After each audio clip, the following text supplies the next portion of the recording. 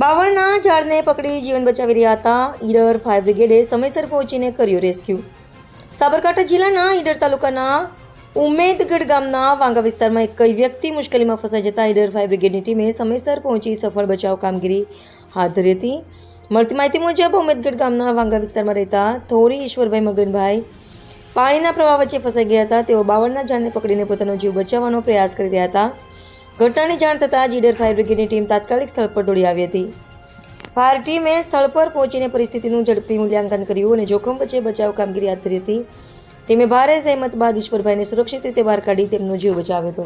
આ બચાવ કામગીરીમાં ઈડર ફાયર બ્રિગેડના ઝાલા રાજેન્દ્રસિંહ, ડ્રાઈવર જિગ્નેશભાઈ, ફાયરમેન તથા તેમની ટીમે મહત્વની ભૂમિકા ભજવી હતી. અહેવાલ ફઝલભાઈ મહેમાન, HK ન્યૂઝ, સાબરકાંઠા.